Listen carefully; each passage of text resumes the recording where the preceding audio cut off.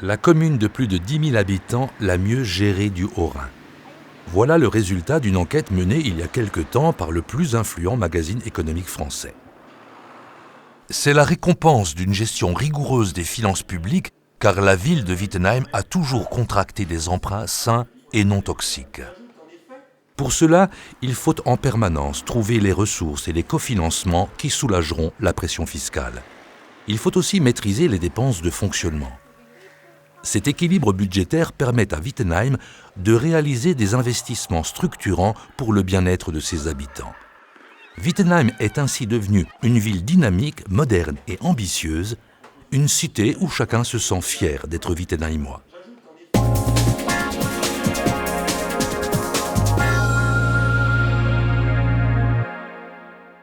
Parlons un peu des ressources de la commune. Elles proviennent pour un tiers de la dotation de l'État. Mais les retombées de l'activité économique, ajoutées aux taxes sur le bâti, représentent plus de la moitié des recettes de la ville.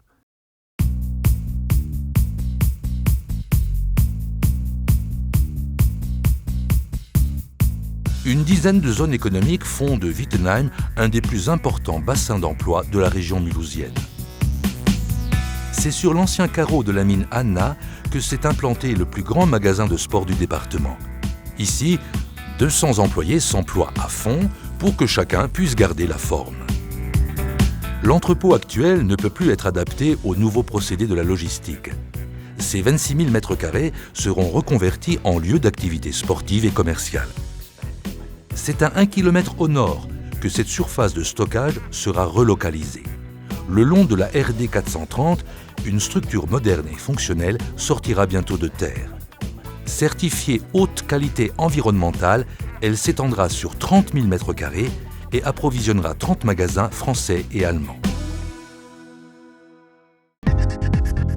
À Wittenheim, il y a des artisans qui font saliver les palais les plus délicats. C'est ici que s'est installé le Picasso de la pâtisserie. Dans ces ateliers sont fabriqués les macarons et les chocolats qui alimentent les boutiques des grandes capitales européennes et du Japon.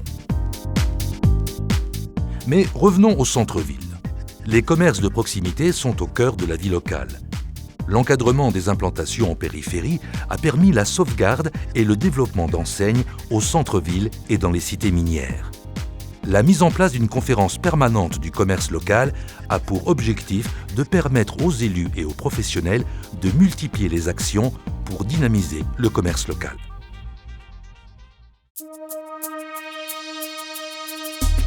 La construction de nouveaux lotissements s'inscrit dans une politique globale de restructuration urbaine. Maintenir un espace naturel à proximité des zones urbaines est un gage d'équilibre et d'harmonie.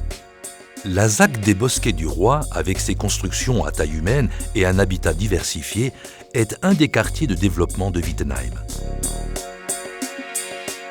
Ce souci de rendre la ville plus humaine a également conduit à une politique de rénovation urbaine. Ni tour, ni bar. Voilà un défi qui prend chaque jour davantage forme à Wittenheim. Le projet du Mittelfeld a également pour vocation de garder la campagne au cœur de la ville. Ce champ du milieu, comme il se dénomme en alsacien, est situé entre les zones d'activité ouest et le centre-ville. Il conservera sa vocation agricole. C'est sur son pourtour que viendront s'adosser les futures franges urbaines. Des constructions aérées par des bandes végétales, un réseau piéton et une circulation légère. Oui, à Wittenheim, la ville va encore mieux épouser la campagne. En conclusion, si le développement de l'activité économique et de l'habitat fournissent à la ville des ressources essentielles, ils s'inscrivent ici dans un strict respect des règles de qualité de vie.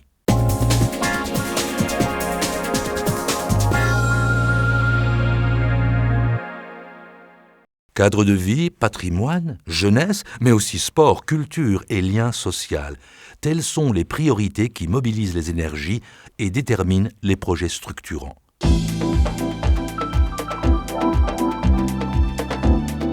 L'amélioration du cadre de vie est au cœur de l'action municipale. La réfection de la voirie dans l'ensemble des quartiers et l'instauration d'une zone limitée à 30 km/h ont bien amélioré la sécurité des riverains. Cette sécurité est aussi assurée par un réseau de vidéoprotection. Ici, on privilégie les investissements liés au développement durable. On a ainsi remplacé les chaudières au fioul dans les écoles dans le même esprit. Pour rejoindre Pulversheim, plus besoin de véhicules à moteur. Une nouvelle piste cyclable vous y conduit tout en douceur. Côté nature, on est gâté. Et on tient à le rester. L'urbanisation est limitée et les zones vertes intensifiées. Au pied du terril Théodore, la rue Vogt constitue un tampon vert entre la zone économique et l'espace habitat. Depuis 2010, une promenade pédagogique de 600 mètres de long valorise l'intérêt écologique de ce site. À l'ouest, la forêt du Nonnenbrüch, véritable poumon vert, a été rachetée en grande partie par la ville. Elle sera mise en valeur grâce à la création d'un parcours botanique et faunistique doté d'un observatoire de la nature.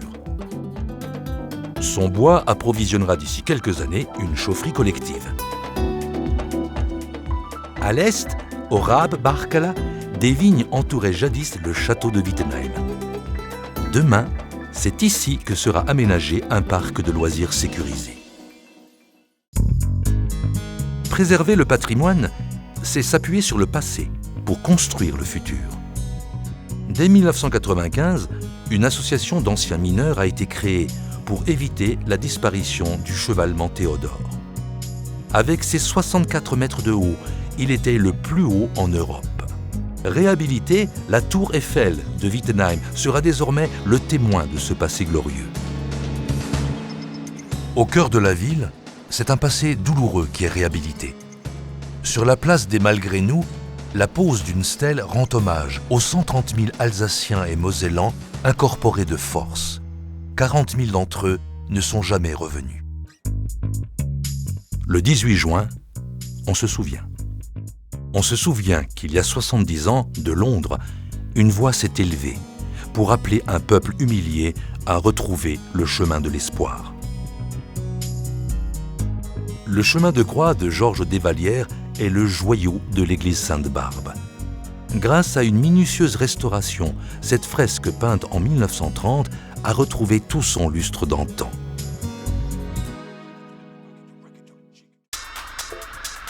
La jeunesse, c'est l'avenir. Les 1500 élèves de Wittenheim ont droit à tous les égards. Rénovation des bâtiments, mise aux normes pour les personnes à mobilité réduite, accès à l'informatique. Ici, aller à l'école devient un vrai plaisir. Les petits sont les premiers servis. Le plan de développement du périscolaire, piloté par la M2A, a permis de multiplier les capacités d'accueil des jeunes enfants. Rue de la Forêt, un nouveau centre viendra compléter les structures actuelles. De la jeunesse au sport, il n'y a qu'un pas. Avec 2500 licenciés, la pratique sportive occupe une place majeure à Wittenheim. La salle Florimond-Cornet a été mise en service au début du millénaire.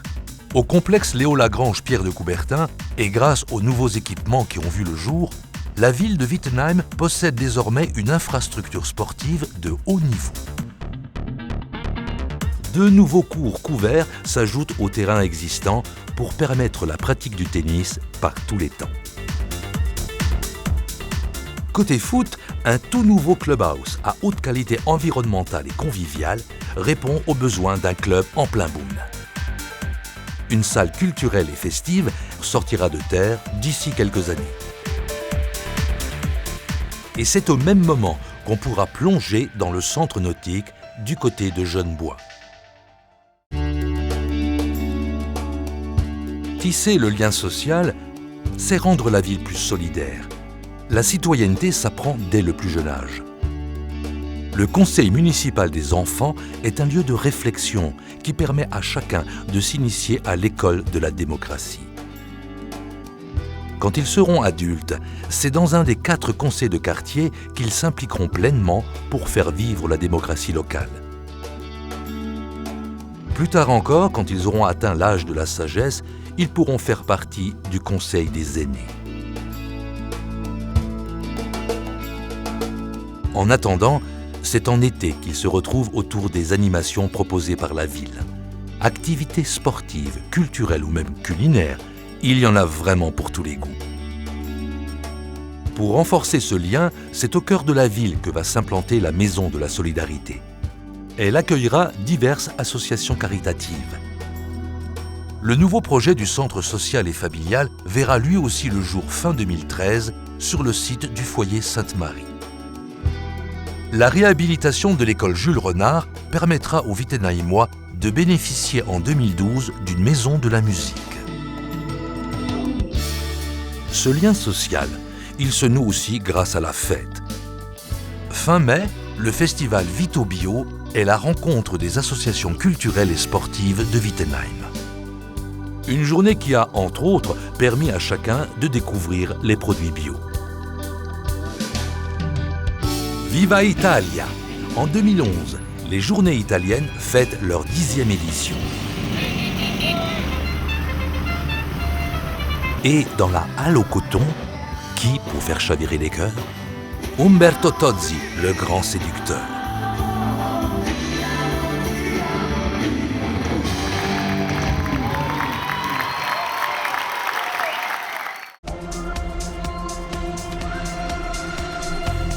Une politique dynamique a permis à la ville de se doter d'un outil économique ambitieux. Ici, chaque jour, on investit pour améliorer la qualité de vie. Mais gérer une ville, ce n'est pas seulement équilibrer les recettes et les dépenses. C'est inscrire son action dans une vision de l'homme et de la société.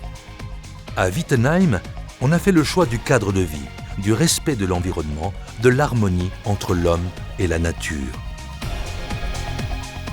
On veille aussi sur le passé pour éclairer l'avenir. On veut surtout construire une société plus solidaire. Fort de ses atouts et de cette volonté, c'est avec énergie et détermination que l'on est entré de plein pied dans le 3e millénaire. Pour que demain, plus belle soit la ville. Pour que demain, plus belle soit la vie.